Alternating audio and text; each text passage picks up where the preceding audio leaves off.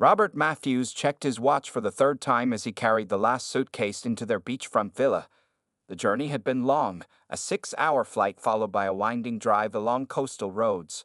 But the moment his wife Claire and daughter Emily saw the sparkling ocean view, all signs of travel fatigue vanished from their faces. "Daddy, look, I can see the whole ocean from here."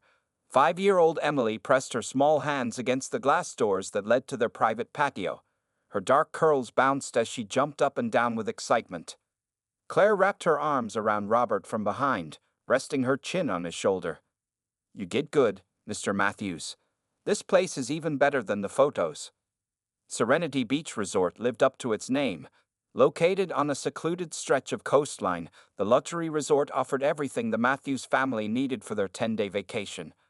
After a year of Robert working overtime at his engineering firm and Claire juggling her photography business with Emily's first year of school, they desperately needed this break. "I'm going to take pictures of everything," Claire said, already unpacking her professional camera.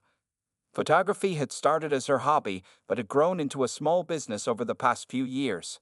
"The light here is perfect." That first afternoon, they explored the resort grounds.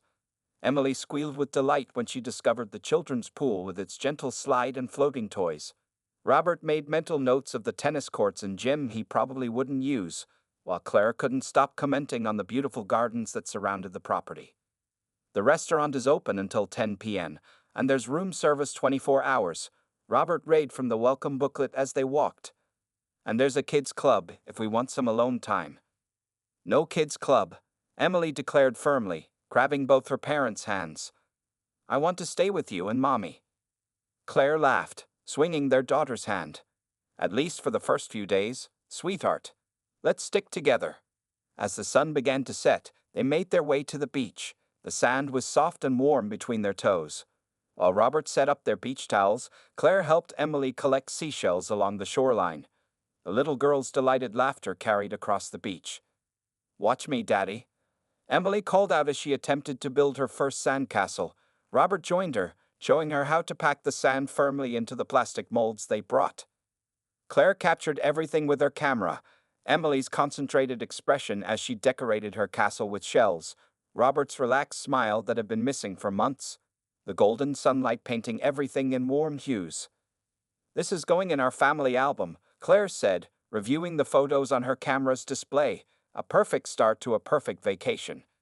None of them noticed the man sitting at the beach bar, his attention fixed on their family more than on his untouched drink.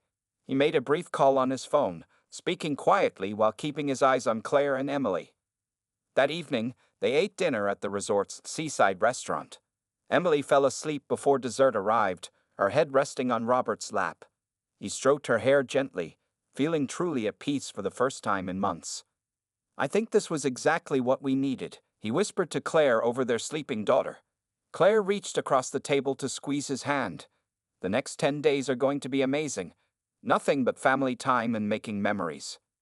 As they walked back to their villa under the starlit sky, Robert had no way of knowing that in less than 48 hours, his world would shatter completely. On the morning of their third day at Serenity Beach Resort, Robert woke to the sound of Emily's giggles mixing with the gentle crash of waves outside.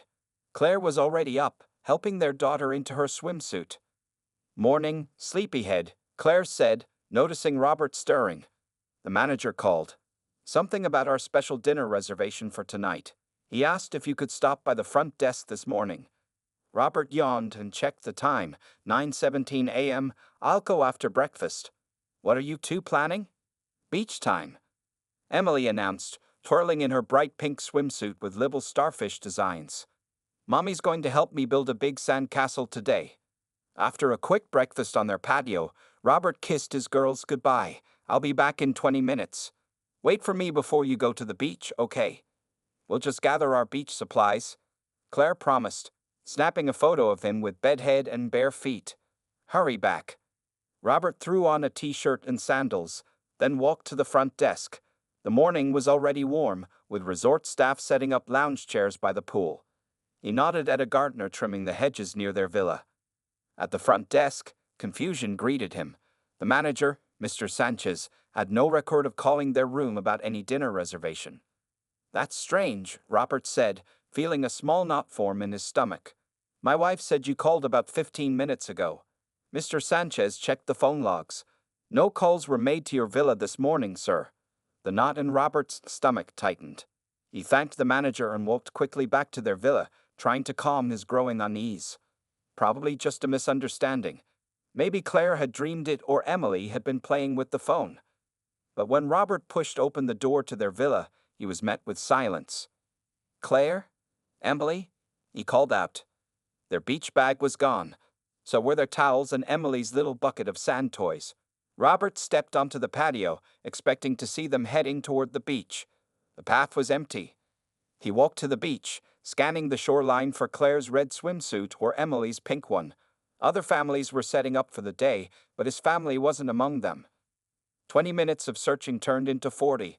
Robert returned to their villa, hoping they had come back while he was looking for them. The room remained empty. He checked the bathroom, the closet, the small kitchenette. Their passports and Claire's purse were still there. Her phone lay on the nightstand, which was unusual. Claire always kept it with her for taking photos. The knot in his stomach was now a ball of dread. He called the front desk. "My wife and daughter are missing," he said, his voice tight. "I've looked everywhere." Security footage showed Claire and Emily leaving their villa at 9:29 a.m., 12 minutes after Robert had left for the front desk. They walked toward the beach bath, Emily skipping alongside her mother, beach bag swinging from Claire's shoulder. The cameras positioned along the garden path caught them until they turned toward the shoreline. No cameras showed them returning.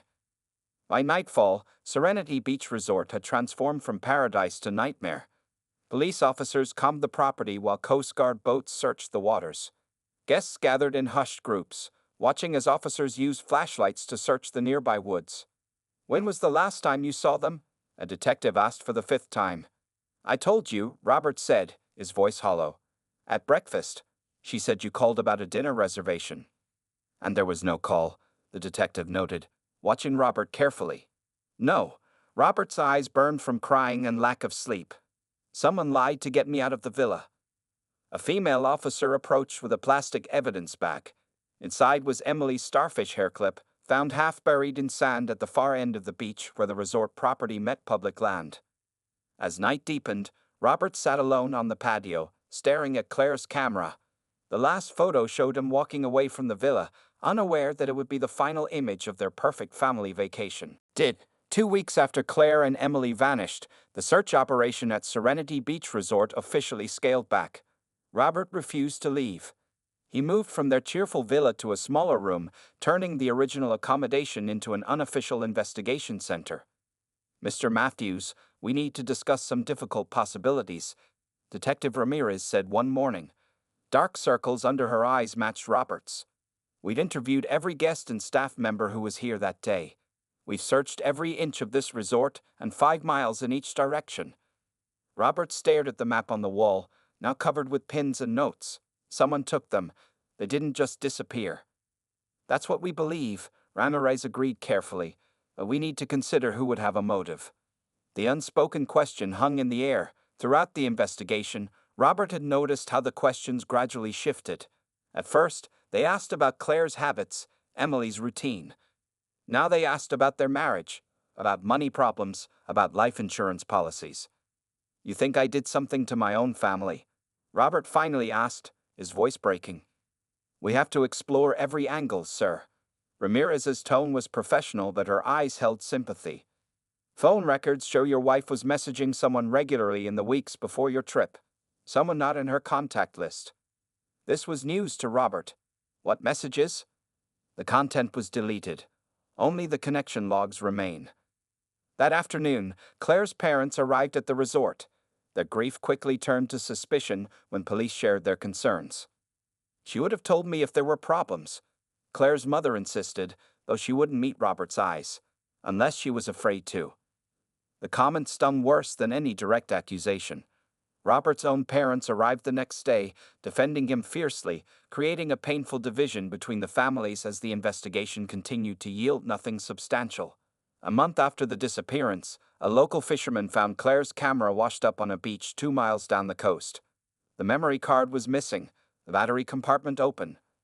This could support several theories, Detective Ramirez explained to both sets of parents. It could indicate they were taken by boat, or it could suggest evidence disposal. Robert spent their savings hiring private investigators. They uncovered that 3 resort employees had criminal records: 1 for theft, 2 for drug possession. All had solid alibis. The gardener Robert had passed that morning had left the resort an hour later and couldn't be located. His work visa expired, the resort manager explained. Probably returned to his home country. 5 months after Claire and Emily vanished, police found the remains of another woman in woods 20 miles from the resort. For 3 terrible days, Robert thought it might be Claire. DNA testing showed it wasn't, providing both relief and renewed despair. Most cases like this are solved quickly, a private investigator named Martinez told Robert over coffee. The ones that aren't. He didn't finish the sentence. Claire's family stopped taking Robert's calls. Some of his friends slowly drifted away, uncomfortable with his single-minded focus on finding his wife and daughter. Only his parents remained steadfast, though he saw their hope fading with each passing month. "You need to come home, son," his father finally said. "You can continue the search from there." Police had long since suggested the same. Robert knew they considered him either a grieving husband or a clever suspect, but either way, his usefulness at the resort had ended. On his last night at Serenity Beach Resort, Robert stood on the shoreline where Emily had built her sandcastle. The waves had erased all trace of it months ago, just as time was trying to erase them. "I will find you," he whispered, though the wind carried his promise away. The next morning, he packed Claire's camera, Emily's favorite stuffed animal, and all the investigation files. Before leaving, he posted a $100,000 reward notice in the resort lobby. Back home, his house felt both familiar and foreign, filled with memories now tinged with doubt and suspicion. The investigation had stalled, with no new leads and no answers. But Robert was just beginning. 2 years after Claire and Emily vanished, Robert Matthews lived in a world suspended between hope and grief. Their family home, once filled with laughter and the chaos of a young family, now stood as a memorial frozen in time. Emily's bedroom remained exactly as she left it. Her stuffed animals sat arranged on her bed, waiting for a child who never returned. Twice a week, Robert dusted the room and changed the sheets, as if his daughter might come home any day. In Claire's closet, her clothes hung untouched, her perfume still on the dresser. "You need to consider moving forward," his mother suggested gently during one of her weekly visits. She had come to drop off groceries, knowing Robert often forgot to eat. Not forgetting them, but living again. Robert shook his head. "What if they come home and I'm not here? What if someone calls with information?" His engineering firm had been patient at first, offering him extended leave. When he finally returned to work 6 months after the disappearance, they gave him a private office where he could avoid the pitying looks and awkward conversations. His colleagues didn't know what to say anymore. "Any news?" had long since become a painful question with the same answer. Every 3 months, Robert flew back to the resort area, putting up new posters and talking to locals. Each trip cost money he couldn't afford but couldn't bear not to spend. The resort management, initially cooperative, began to view his visits as bad publicity. On his last trip, they refused to let him speak to current staff. At night, Robert maintained the website he had created for Claire and Emily. He updated it with age progression photos showing what Emily might look like now, at 7 years old. Sometimes he found himself talking to the computer screen, telling the images about his day as if they could hear him. "Mr. Matthews?" Detective Ramirez's voice sounded tired over the phone during their monthly call. "I'm afraid there's still nothing new. We've run the DNA from the resort against 3 more unidentified remains from across the country. No matches." These calls, once his lifeline, now filled him with dread. Each no news pushed him further from the truth. The case had been transferred twice, with younger detectives taking over as others moved on or retired. Some case files were missing. Witnesses' memories had faded. The media, once interested in the mysterious disappearance of a mother and child from a luxury resort, had moved on to fresher tragedies. The television shows that once featured their story now rarely returned his calls. On Emily's 7th birthday, Robert sat alone with a small cake and open presents he had bought her. Books she might like to read now, clothes that might fit. He took photos of the gifts and uploaded them to the website, along with a new message. "Happy birthday, sweetheart." Daddy still looks for you every day." That night, something broke inside him. He took one of Emily's teddy bears to bed and sobbed until dawn, finally admitting to himself what others had been suggesting for months. They might never come home. The next morning, Robert called the private investigator he could no longer afford. "I need to know," he said, his voice rough from crying. "Am I looking for my family or am I looking for their bodies?" After 2 years? Martinez sighed heavily. "Statistics say." "I know what statistics say," Robert interrupted. "I'm asking what you think." There was a long pause. "I think you need to prepare yourself for the worst while still hoping for the best." It wasn't an answer, but it was the truth. Robert hung up and looked around his house, trying to a past he couldn't release and a future he couldn't begin. That afternoon, he did something he hadn't done in 2 years. He cleaned out the refrigerator, throwing away expired food. He paid the stack of bills on the counter. He called his boss and asked for more responsibilities at work. Not because he was giving up, but because finding them would require him to survive. And surviving meant he needed to start living again, even in this half-life of uncertainty. Robert Matthews existed in limbo, not widowed but no longer truly married, not childless but without his child. The years stretched ahead, each day both a step away from his family and a step toward finding them. 5 years after the disappearance, Robert Matthews stood in front of a small group of people seated in a circle of plastic chairs. The church basement smelled of coffee and floor cleaner. "My name is Robert," he said, his voice steadier than it once was. "My wife Claire and daughter Emily disappeared 5 years ago during our vacation. I'm still looking for them." The support group for families of missing persons nodded in understanding. No one offered empty promises or asked invasive questions. Here, among people who lived with the same open wound, Robert found a strange comfort. 5 years is a milestone," said Theresa, the group leader who had lost her brother 12 years earlier. "How are you marking it?" Robert hadn't planned to mark it at all. Anniversaries were the hardest days. But last week, his therapist, Dr. Winters, had suggested something different. "I've started a foundation," Robert told the group.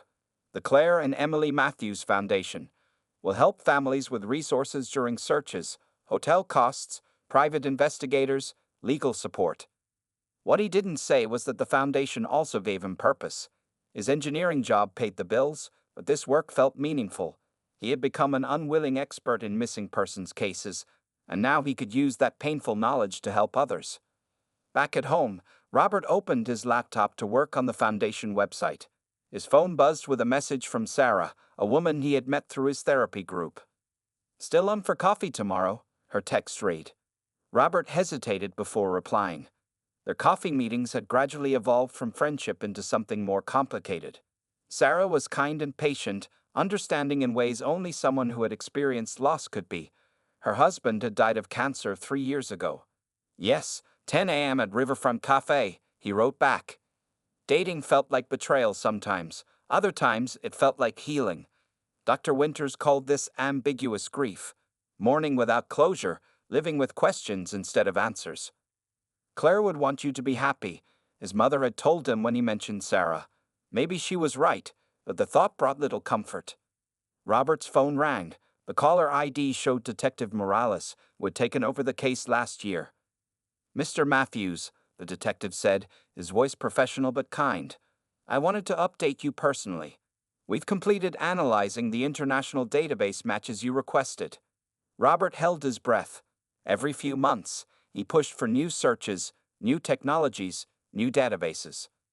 "I'm sorry, sir. No matches to Claire or Emily's DNA profiles." After hanging up, Robert walked to Emily's room. She would be 10 now. The room no longer matched the age she would be. The princess bedspread and stuffed animals belonged to a 5-year-old, yet he couldn't bring himself to change it. On her bed sat wrapped presents from each missed birthday. Tomorrow he would add another, a bracelet-making kit that 10-year-old girls were crazy about, according to the store clerk. His phone buzzed again. This time it was Marcus, a father he'd met through the foundation whose son had recently been found after being missing for 11 months. "The press conference is set for Thursday," Marcus wrote. "Would you speak about how your foundation helped us?" Robert agreed. Each success story, even someone else's, kept hope alive. Sometimes that hope felt cruel, other times essential. Later that evening, he attended his weekly therapy session. Dr. Winters had been working with him for 3 years now. "How are the nightmares?" she asked after they settled into their usual chairs. "Less frequent," Robert admitted. "Once a week, maybe." "And the foundation work?" "It helps," he said. "Feels like turning poison into medicine." Dr. Winters nodded. "And Sarah?" Robert looked out the window before answering. "She wants more than I can give right now." "Because you're still waiting for Claire?" The question hung in the air. Robert had no answer that made sense, even to himself. He was learning to live again, working, helping others, even dating occasionally. But part of him remained frozen in time, waiting for answers that might never come. "I'm not waiting," he finally said. "But I'm not finished looking either." 8 years after losing his family, Robert Matthews found himself in Seattle for the National Missing Persons Conference. As director of the Claire and Emily Matthews Foundation, he had been invited to speak about supporting families during long-term searches. The foundation had grown beyond his expectations, now helping dozens of families each year. "Outstanding presentation, Robert," said Linda Kaufman, director of the FBI's Missing Persons Division, as they exited the conference hall. "Your work on family support networks is changing how agencies approach these cases." Robert nodded his thanks, uncomfortable with praise. Success in this field meant little when his own family remained missing. "Join us for dinner?" Linda asked. "Several agencies want to discuss adopting your protocol." "Not tonight," Robert replied. "I need some time alone." Outside, the Seattle rain fell in a gentle mist. Robert pulled up his collar and began walking back to his hotel, 15 blocks away. The physical activity helped clear his mind after days of meetings and presentations. At 43, Robert looked older than his years. His dark hair now had streaks of gray, and deep lines marked his face. Yet people often commented on his eyes. They held a quiet determination that hadn't dimmed with time. As he waited at a crosswalk, Robert checked his phone. 3 messages from Sarah. Their relationship had evolved into a comfortable friendship after both acknowledged romance wasn't working. She remained his most loyal friend, helping with foundation events and checking on him during difficult anniversaries. Lost in thought, Robert almost missed his hotel. He decided to walk another few blocks to clear his head before returning to his room and the stack of case files he brought to review. The nightlife district sparkled with neon signs and laughter spilling from bars and restaurants. Robert walked past these scenes of normal life, feeling like an observer rather than a participant. 8 years had taught him to function in the world without truly rejoining it. As he passed a club called Azure, something made him glance through the large front window. Inside, well-dressed people gathered around a curved blue bar where bartenders performed elaborate mixing rituals. Robert's steps slowed, then stopped completely. Something about the bartender's movements caught his attention. A tall man with a distinctive way of moving his hands as he mixed drinks. Robert couldn't see his face clearly, but something felt hauntingly familiar. The man turned to serve a customer, and the profile view made Robert's blood run cold. His face drained of color as recognition hit him like a physical blow. Miguel Santana, the gardener from Serenity Beach Resort. The man who had disappeared the day after Claire and Emily vanished. For 8 years, this face had been just a grainy security camera image in a file. The resort had minimal records on him, a likely fake name, no valid work visa, vanished without collecting his last paycheck. Robert's hands began to shake. He stepped back from the window, heart pounding so loudly he was sure others could hear it. His mind raced through possibilities. Coincidence? Mistake. Was his desperation creating connections that weren't there? No, he was certain. Those distinctive hand movements, the scar on the right forearm, the way he tilted his head when listening, all matched the security footage he had watched hundreds of times. Robert took out his phone and quickly snapped several photos through the window. His thumb hovered over the detective's number, but he hesitated. Previous leads had evaporated under scrutiny. If he called the police now, the man might disappear again before they arrived. A group of laughing people exited the club, forcing Robert to step aside. As the door opened, he caught a fragment of the bartender's voice, the same slight accent he remembered from brief exchanges at the resort. 8 years of dead ends, false hopes, and painful anniversaries crystallized into this moment. The man who might know what happened to Claire and Emily was just feet away, unaware he was being watched. Robert Matthews pulled his hotel key card from his pocket and slid it into the nearby trash can. He wouldn't be returning to his room tonight. Instead, he settled onto a bench across the street, eyes fixed on the club entrance. For the first time in 8 years, he felt something more powerful than grief. He felt close. For 3 days, Robert shadowed Miguel Santana. He watched the man arrive at Azure each evening at 6 p.m. and leave after 2 a.m. He followed into a small apartment building in a modest neighborhood. He observed his routines: morning coffee at the same cafe, shopping at a local market, occasional visits to a gym. Robert hadn't returned to his hotel. He checked into a different one, paying cash, using sunglasses and a baseball cap when outside. Years of consulting with private investigators had taught him the basics of surveillance. On the 4th morning, Robert called Detective Morales.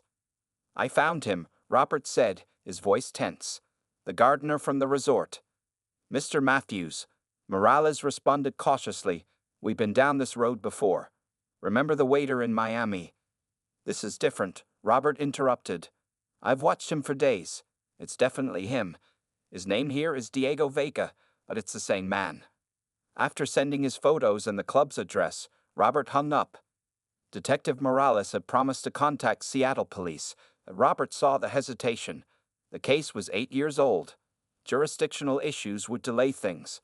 By the time official channels moved, Miguel, or Diego, might disappear again. Robert couldn't wait. That night, he positioned himself at the bar at Azure. Miguel served him a whiskey, showing no sign of recognition. Robert studied the man's hands as he worked, strong hands that might have taken his family. When Miguel went on break, Robert followed him to the alley behind the club. The man lit a cigarette, leaning against the brick wall. "Miguel Santana," Robert said quietly. The cigarette dropped from Miguel's fingers. His head snapped up, eyes widening with recognition and fear. "You," he whispered. "How did you?" "Where are they?" Robert's voice remained eerily calm while his heart hammered in his chest. "My wife and daughter.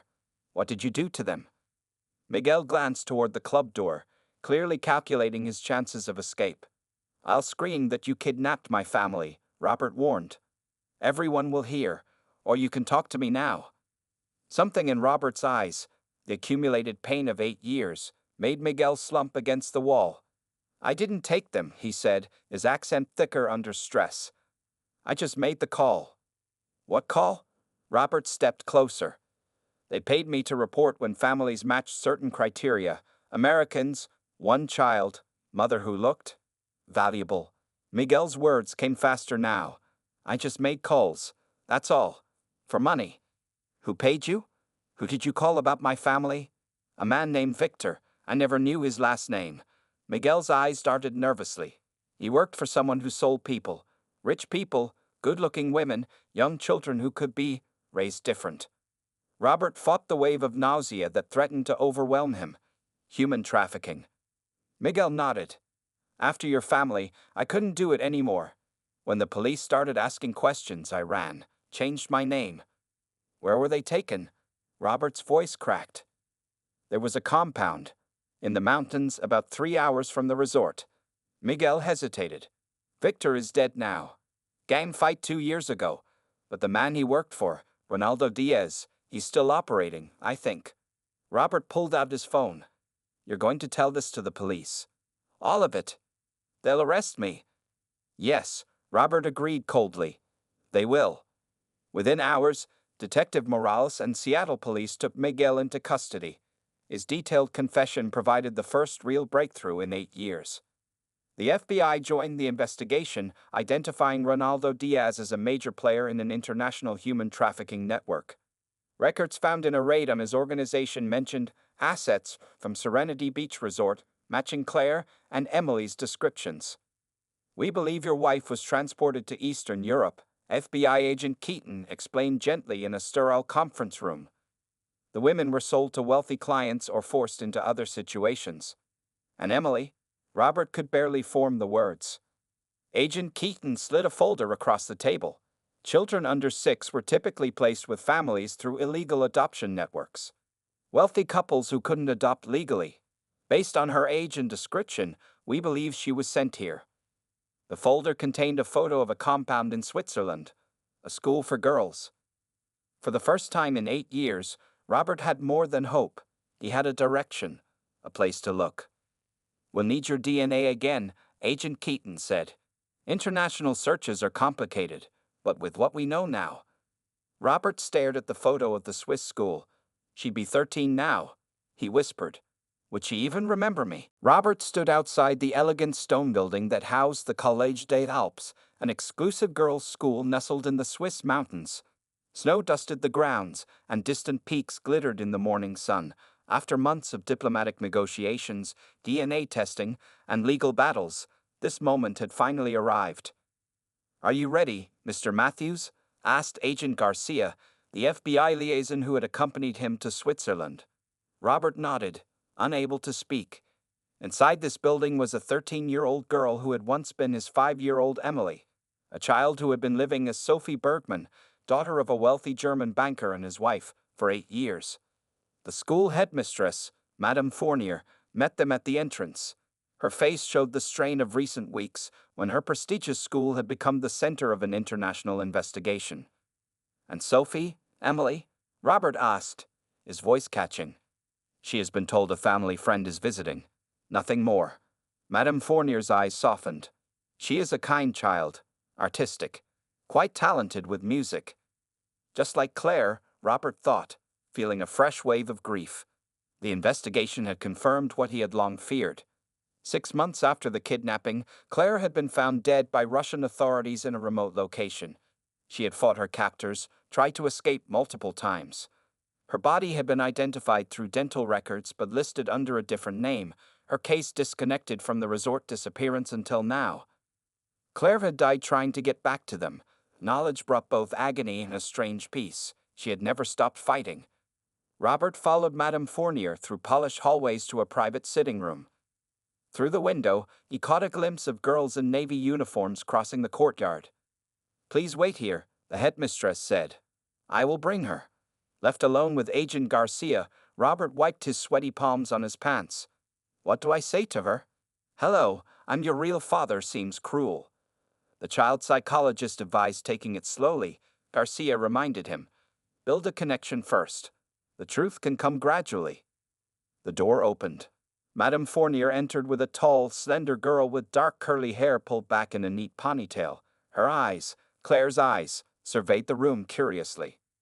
"Sophie, this is Mr. Matthews," the headmistress said. "He would like to speak with you." The girl smiled politely and extended her hand. "Pleased to meet you, sir." Robert took her hand, fighting to keep his composure. Up close, he could see Emily in her features, the shape of her nose, the slight dimple in her left cheek. But her mannerisms, her accent, even the way she held herself belonged to Sophie Bergman. "I hear you play piano," Robert said, remembering the advice to start with common ground. Sophie nodded. "Since I was 6. Do you play?" "No, but your Mo." Robert caught himself. "My wife did. She loved Chopin." "I'm learning his nocturnes now," Sophie replied, her face brightening. For 15 minutes, they talked about music, books, and Sophie's favorite subjects at school. Robert treasured each word, each gesture, storing them away like precious gifts. Finally, Agent Garcia nodded slightly. It was time.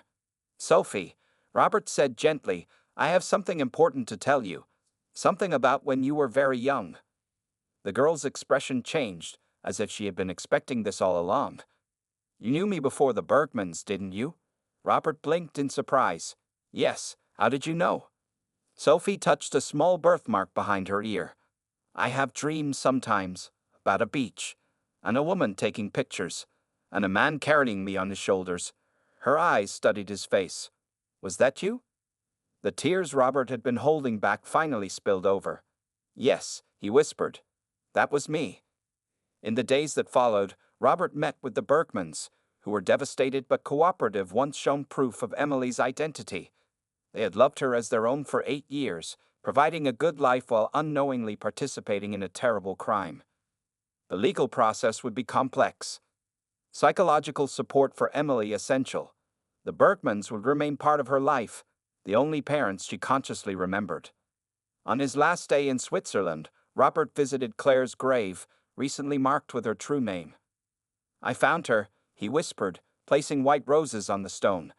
"She's beautiful and strong, just like you." The journey ahead would be difficult. Emily, who asked to be called by both names for now, would slowly learn about her past, about Claire, about the foundation that carried their names. Robert would need to rebuild his life around this new reality, neither the reunion he had dreamed of nor the endless limbo he had lived in. It wasn't a perfect ending, but after 8 years of darkness, it was a beginning.